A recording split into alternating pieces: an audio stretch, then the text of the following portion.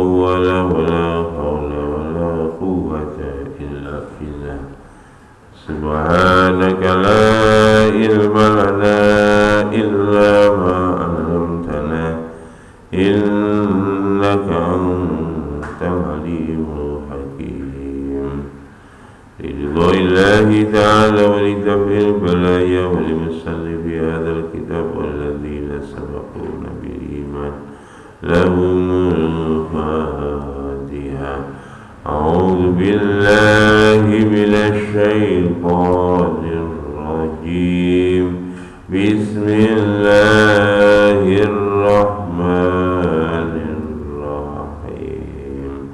الحمد لله رب العالمين الرحمن الرحيم مالك يوم الدين إياك نعبد وإياك نستعين اهدنا الصراط المستقيم صراط الذين أنعمت عليهم غير المغضوب عليهم ولا الضالين.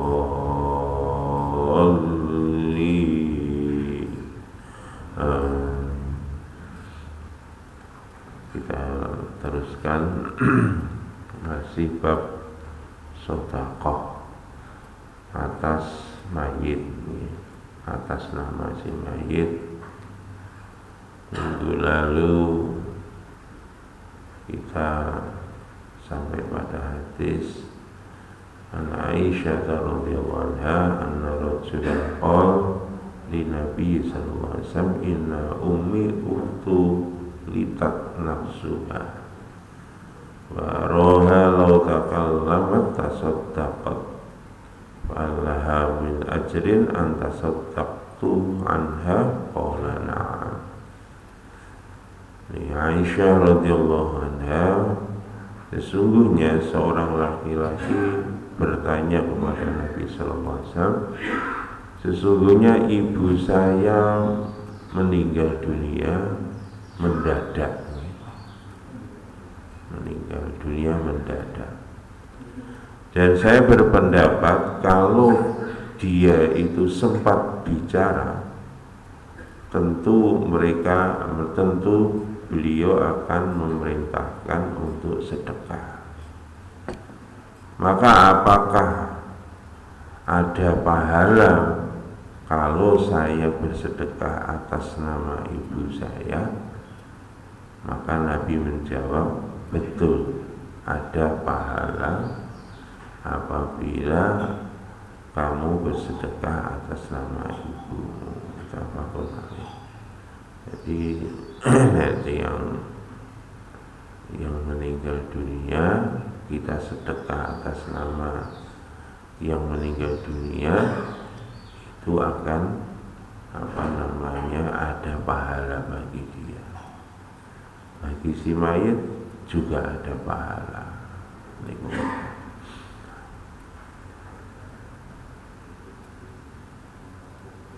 Cuma wingi nggih pun disampaikan niki hati-hati niki sedekah dengan harta sendiri. Dengan harta sendiri. Nah, hartane si mayit didum dhisik.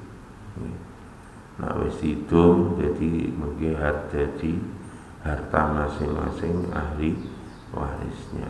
Niku niki sing paling penting niku. Wa Nabi Hurairah radhiyallahu anhu Rasulullah sallallahu alaihi wasallam qala idza mata insanu in qata amaluhu illa min thalasin. Niki hadis umum dari Abu Hurairah radhiyallahu anhu sehingga Rasulullah sallallahu alaihi wasallam bersabda, jika manusia mati terputuslah amalnya illa min thalasin kecuali 3. Napa sing ijik terus pahalane sedekatin jariyatin. Ya, yang terus pahalanya adalah sedekah jariyah.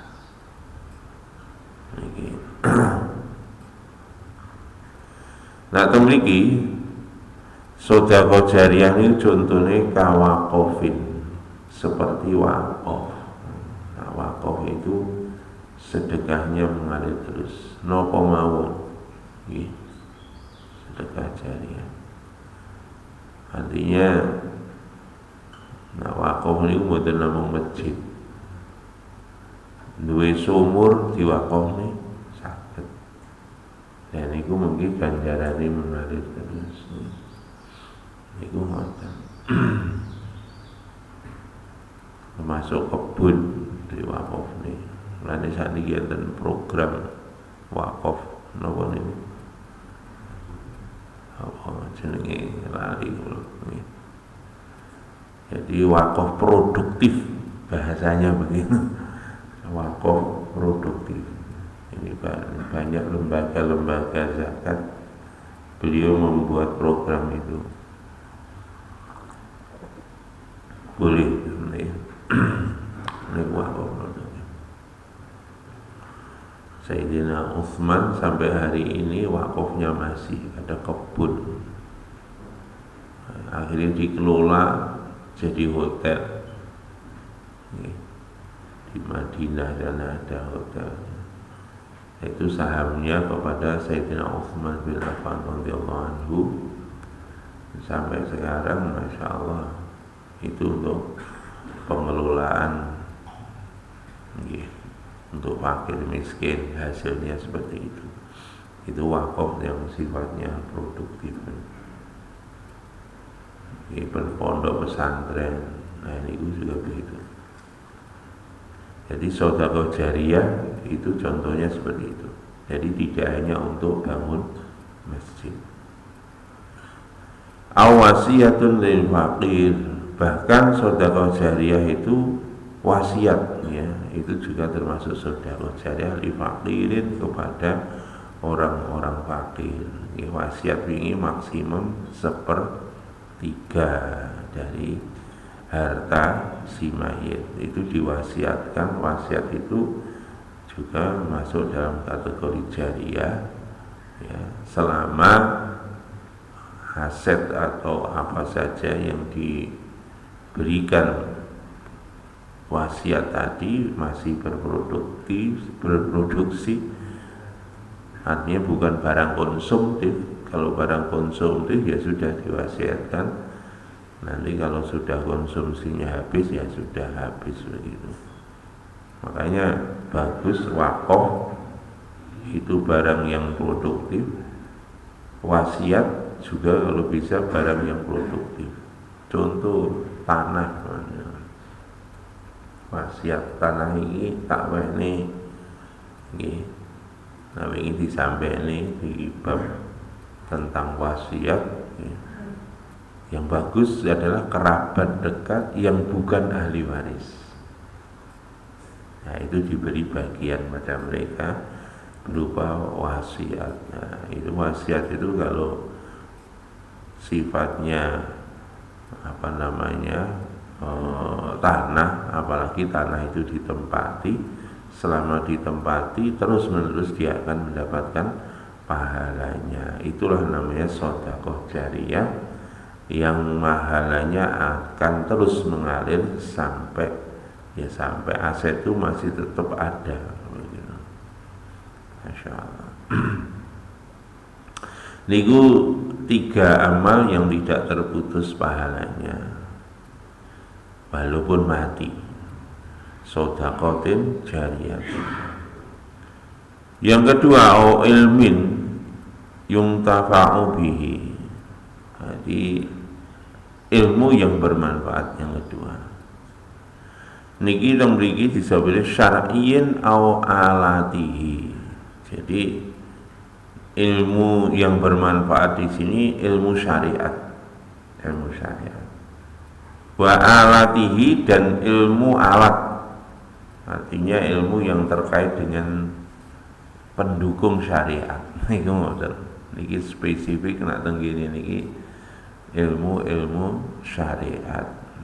Itu adalah ilmu yang bermanfaat dan semua ilmu yang mendukung ilmu syariat, termasuk bahasa Arab, niku ilmu alat untuk memahami syariat, maka itu adalah kategori ilmu yang bermanfaat. Li qaulihi allafahu aw waqafa kitaban fihi aw takhruja alaihi at-talabu aw ta'allum minhu muta'allimu fa'amila bihi falahu mislu sawabihi.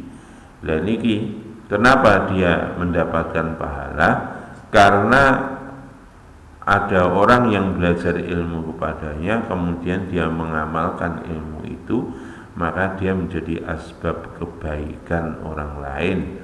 Maka selama dia mengamalkan ilmu itu tadi yang diajarkan dari seseorang, maka dia terus-menerus akan mendapatkan pahalanya.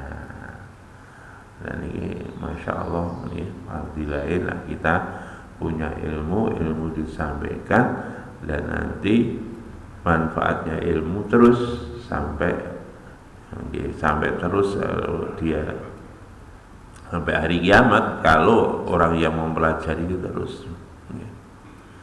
Ini juga termasuk ilmu yang bermanfaat itu kalau kita dakwah, mengajak orang. Ilmu nggak perlu akeh, betul-betul akeh. Nabi dawuh ini balighu anni walau jenengan iso ngajari Iqra niku Masya Allah Pak, kita amalan sepele tapi luar biasa, itu nanti yang akan membantu kita nanti di akhirat. Bayangno Pak, ngajari maca Fatihah Masya Allah, kita sepele Pak, niku asline Masya Allah, manfaatnya besok di akhirat itu melebihi ilmu saya Pak. Aku ngajari ilmu sing wangel-wangel niku Pak. Nggih oleh nang donya tok niki, mari ngono nang akhirat ya mboten enten. Mboten enten Masya Allah. Tapi memang ada beberapa yang menyampaikan au ilmin yung tafa'u bihi niku ilmu napa mawon. Diperluas ya. Pengertiannya diperluas. Bukan hanya ilmu syariat. Aku ngajari wong niku akhirnya dengan ilmu itu akhirnya iso kerja oleh maisha sing halal ya, tinggi ibadah lah. Itu termasuk menjadi asbab amal kebaikan pada orang lain. Nah itu juga berpahala. Tetapi secara langsung, pahala secara langsung adalah ilmu syariat. Pun yang ketiga ini yang terus pahalanya mengalir sampai hari kiamat, awaladin sholihin, atau anak yang soleh. Ini ditambahi ay muslimin waladin sholihin ini nopo. Nah niki nopo saya sinten niki sing Muhammad bin Alan niki As-Sidqi. Beliau menyampaikan anak soleh itu siapa? Yo kabeh pokoknya nak agamane Islam, ay muslimin. Kabeh anak Islam dan niki bermanfaat nanti anak itu kepada kedua orang tuanya. Yad'u lahu, yang mendoakan kepada kedua orang tuanya. Li'annahu min kasbihi, karena itu adalah bagian dari upaya dari orang tuanya, asbab usahanya orang tua anaknya tetap Islam. Wa qad tafaddalallahu ta'ala bi kitabatin misli sawabi sairil hasanatil lati ya'maluha auladu lil walidi duna athamis sayyiati. Lah niki. Jadi yang bermanfaat bagi kedua orang tua adalah bahwa semua amal kebaikan anak-anaknya maka itu akan diberikan pahala itu kepada kedua orang tuanya. Ini yang ulah itu bermakna semua amal baiknya, bukan hanya mendoakan. Walaupun anak itu mboten ndongakne wong tua, selama anak niku sholat, poso, maca Quran, zikir, sedekah, kabeh niku Pak ganjarane mlebu tenggene wong tuwa loro ni tanpa mengurangi pahala dia sedikit pun. Ini Pak niku ngoten. Jadi duna asami sayyiati kalau dosanya itu tidak dikirimkan kepada kedua orang tuanya. Lho niki sayangi Gusti Allah pada kita. Kenapa anak dosa niku kelakuane dhewe? Enten lho wong tuwa niku ngajari anake dosa, ayo le. Ngajari dosa. Lah anake memang sengaja wong tuwane niku ngajari dosa niku lagi kena. Mamane anake dijak ngerampok, dijak ngombe, ayo le. Nah, iki ana ciu, ayo.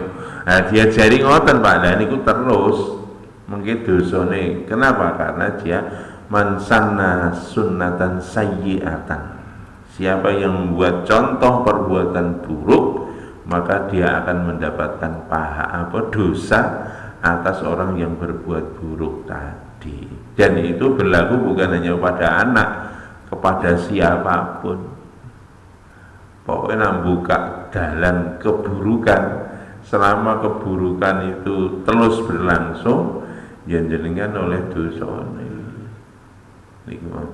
Tetapi kalau kita mengajarkan anak kebaikan, terus kebaikan, dan kita pun mengajari anak-anak untuk tidak berbuat dosa, dan wong tua wis ngajari ngono, wis memberikan contoh, kok anake tetep nglakoni dosa, dosane mboten disetorne teng kene wong tua lorone.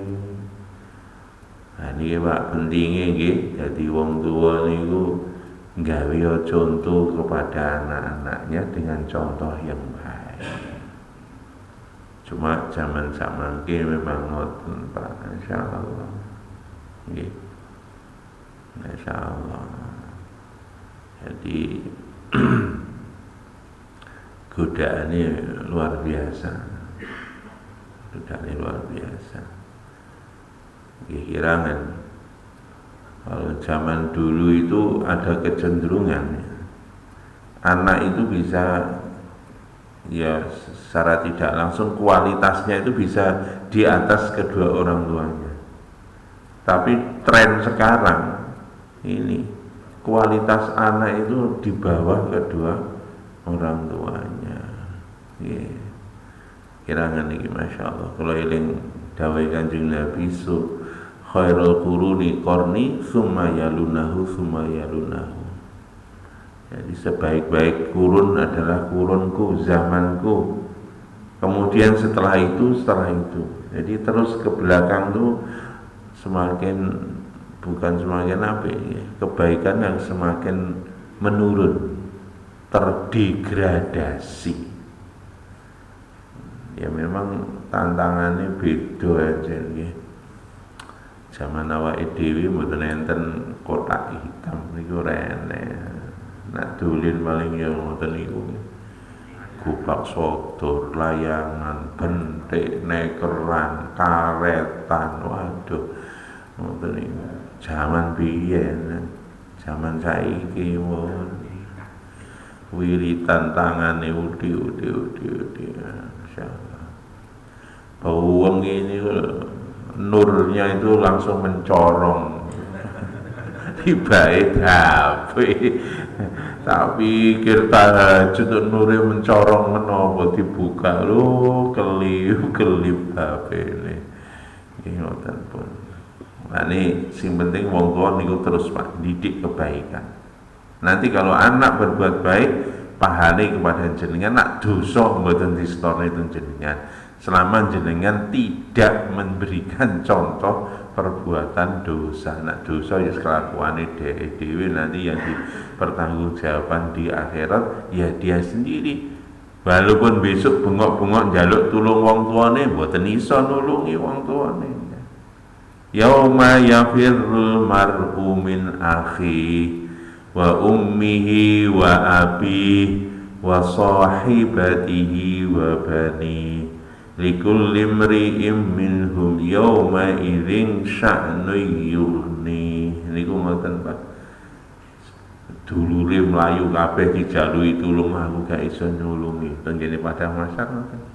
Yauma yafirul ma'ru min akhi wa ummihi, jaluk tulung kali ibuke ya ora iso nulungi. Wa ummihi wa abi, nggih. Ummi ibunya, bapaknya gak iso nulungi. Wa sahibatihi, temen-temene kanca-kancane CS sing runtang-runtung nang donya gak iso nulungi. Likulli imri'in minhum yawma idzin sya'nu yughni. Nanti masing-masing orang akan mempertanggungjawabkan masing-masing perbuatannya di hadapan Allah. Niku nggih, masyaallah. Mulane monggo Pak, awake dhewe aja leren-leren didik ngarahkan anak supaya menjadi anak-anak soleh sampai saya atau kita mati atau anak kita mati duluan. Terus lupa wis rumah tangga dhewe, masih wis rumah tangga dhewe, masih wis duwe anak meneh, sampean artinya wis sampean putu. Kewajiban orang tua itu untuk mendidik anak, mengarahkan pada anak-anaknya. Niku ngoten. Berikutnya, babus sana'in nasi alal mayyiti, bab tentang memuji kebaikan mayit, ya. Memuji kebaikan mayit niki penting nggih. An Anas radhiyallahu anhu qala marru bi janazatin fa asnau 'alaiha khairan fa qala Nabi sallallahu alaihi wasallam wajabat. Tsumma maru bi ukhra fa asnau 'alaiha syarran fa qala Nabi sallallahu alaihi wasallam wajabat. Fa qala Umar bin Khattab radhiyallahu anhu ma wajabat fa qala hadza asnaitum 'alaihi khairan fa wajabat lahul jannah. Wa hadza asnaitum 'alaihi syarran fa wajabat lahun nar. Antum syuhada'ullahi fil ardh. Niki muttafaqun alaih. Dari Anas radhiyallahu anhu berkata, telah digotong jenazah. Maka orang-orang pun memuji akan kebaikan jenazah tadi. Maka Nabi sallallahu alaihi wasallam mendengar itu bersabda, wajib atas orang itu, wajibat. Kemudian di hari yang lain ada jenazah digotong juga. Lewat begitu, kemudian orang-orang ini mencela keburukan orang itu. Maka Nabi sallallahu alaihi wasallam bersabda juga wajib bagi orang itu. Maka Umar bin Khattab radhiyallahu bertanya, apa maksud jenengan kanjeng Nabi kalimat wajib bagi orang itu? Maka Nabi menjawab, ketika kamu memuji kepada si mayit akan kebaikannya, maka wajib bagi dia surga. Tetapi ketika kamu mencaci kepada si mayit karena keburukannya, maka wajib bagi dia neraka. Kalian sesungguhnya menjadi saksinya Allah di permukaan bumi atas perbuatan seseorang. Lan iki nggih nyun sewu hati-hati. Nek enek mayit aja diungkit-ungkit keburukannya. Kebaikane mawon sing diceritakno. Kalian akan menjadi saksi. Nek jenengan nyekseni bahwa ini adalah orang baik, ya, itu nanti wajib bagi dia surga. Tetapi kalau kita menyaksikan bahwa dia itu adalah orang buruk, diomong pisan keburukannya, maka bahaya dia. Kita menjadi saksi atas keburukannya, orang itu akan dimasukkan dalam neraka.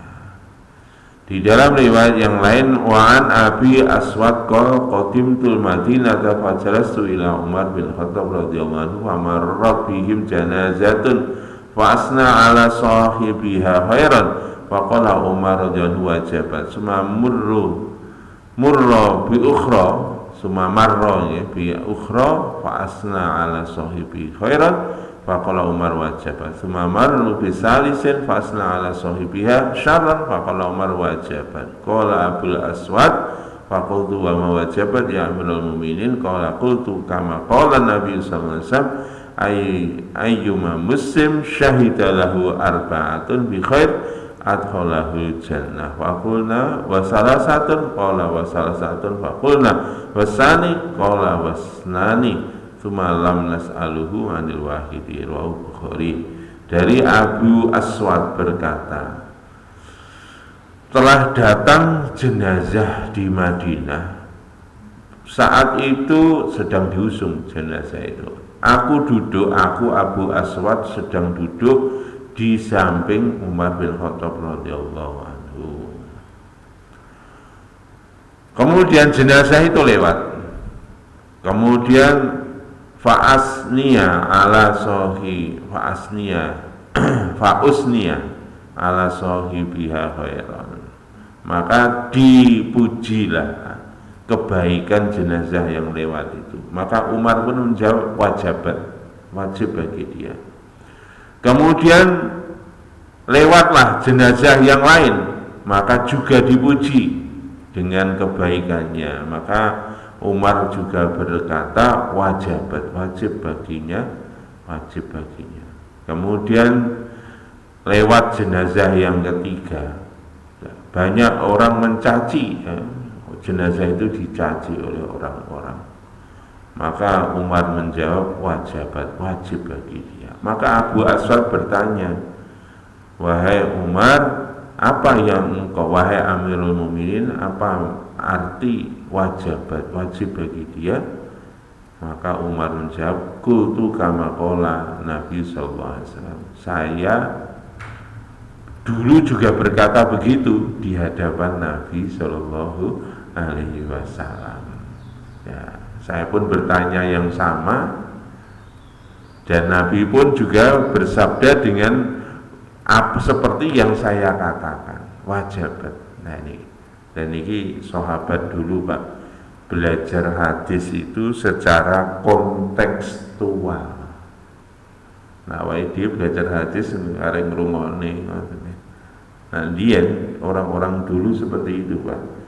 Ketika belajar hadis itu konteks ketika Nabi menyampaikan statement itu juga dipraktekkan di momen tertentu ya, ini seperti itu ya. Contoh Nabi pernah waktu musim gugur mengambil ranting pohon diguncang-guncang sampai rontok semua. Nah, seperti itu sahabat ketika meriwayatkan hadis pun sama, ambil ranting diguncang-guncang sampai gugur semua. Begitu gugur semua, lho kok kena gak takok lah apa aku nggoyang-goyang nih pohon ini sampai rontok kabeh. Nggih, apa sampean ngoten? Aku biyen ya ngono, ning ngarepe Kanjeng Nabi cucu goncang-goncang nih wit sampai rontok godhonge kabeh. Aku ya ora takok apa-apa. Akhirnya Kanjeng Nabi lah apa ngono gak takok aku ngene iki. Nggih, napa maknane Kanjeng Nabi? Ngertenono sapa wonge salat 5 waktu secara berjamaah, dosa-dosanya berguguran seperti daun-daun ini gugur dari pohonnya. Niku orang-orang dulu kalau meriwayatkan hadis itu secara kontekstual seperti itu. Nah, ini di madrasah-madrasah di India, di Yaman, itu ketika belajar hadis seperti itu Pak.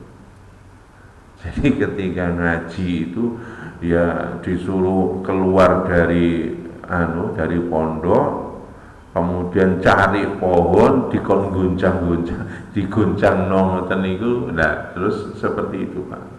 Belajar hadisnya kelihatannya sepele Pak. Tapi ini adalah perkara yang penting ya, supaya ruhnya hadis itu lengkap itu begitu. awake dhewe sing akeh nggih tekstual saja. Maka mulai cerita tok. Kemudian Umar mengatakan setiap muslim yang dipersaksikan oleh 4 orang akan kebaikannya, maka muslim tadi yang meninggal tadi adkhalahullahu jannah, Allah akan memasukkan dia ke dalam surga. Ini kok Pak, makanya nak ajeng budali jenazah ini kok saya nopo saya kok saya nopo saya saya nopo awon lah ngono kok nak ngomong awon lah iki Pak sing repot. Mulane niku penting nggih. Saya jenengan sekseni akan kebaikannya. Maka kalau disaksikan oleh 4 orang, maka wajib bagi dia surga. Kemudian saya bertanya, wahai Umar, bagaimana kalau 3 orang? Maka Umar mengatakan 3 orang juga. Kemudian saya pun bertanya, bagaimana kalau 2 orang? Maka Umar menjawab 2 orang juga. Setelah itu saya tidak bertanya, kalau 1 orang gimana? Enggak, saya enggak melanjutkan pertanyaan saya. Ini kata Abu Aswad, diriwayatkan oleh Imam Bukhari. Dan ini Pak, penting memberi persaksian akan kebaikan kepada jenazah. Nah, ini gue ngoten nggih. Niku Mbak Mudin nyampaikan begitu. Cuma nggih mestine ndelok wonge lah Pak. Ora kabeh ditakokno ngono. Belas gak tahu sembahyang dengan aku ngono. Saya nopo saya, rasain ora sembahyang. Makanya bagus kalau memang orangnya baik. Nah, orangnya jelas apik. Niku saya nopo saya, niku apik. Saya disakseni wong apik ahli takziah. Nah, kalau seperti itu wajib bagi dia masuk ke dalam surga. Niku mata. Muga-muga Gusti Allah nggih ndadekne jamaah niki ahli swarga kabeh. Masyaallah. Makane ngene wau putrane wong bapak anak-anak awake dhewe dididik sing tenanan sampai awake dhewe mati. Apa anak dhewe sing mati disikan aja bosen-bosen nah ujiane ngoten niku. Dan nanti ke depan niki godaane mboten semakin berkurang, semakin tambah dan semakin tambah berat, semakin tambah berat ke depan ini. Masya Allah. Tunggu wajib kabeh ditolong kali Gusti Allah. Pun ketenawan dan benar saya Gusti Allah, salah saling kula. Ada tindak letak. Nggih.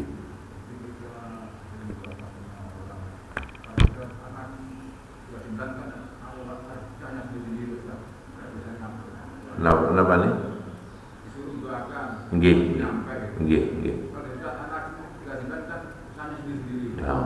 Wa alaisa lil insani illa ma sa'a.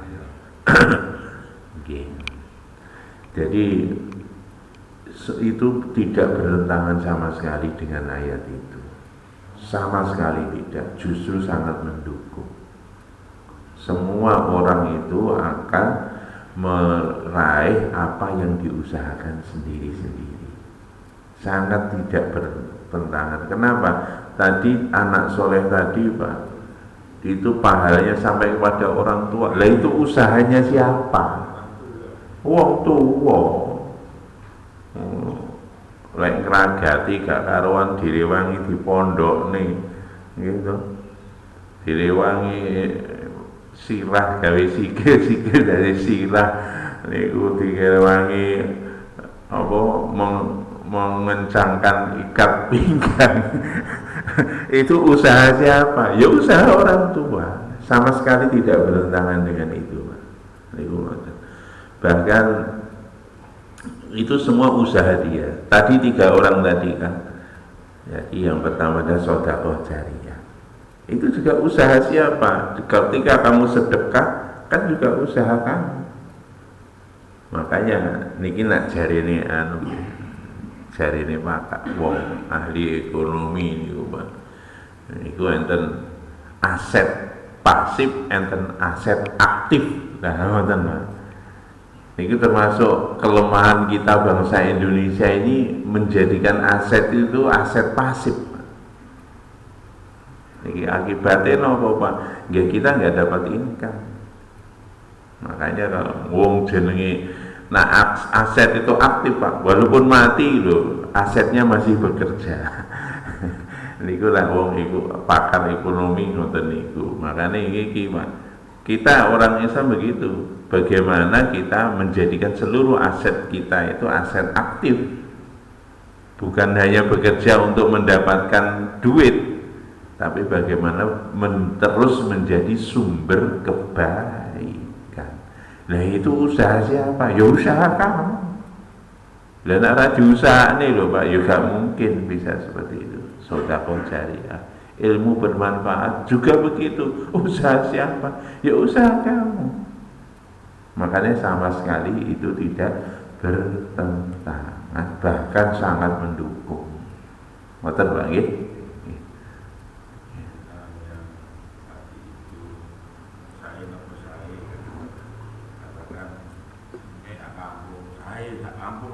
Nggih.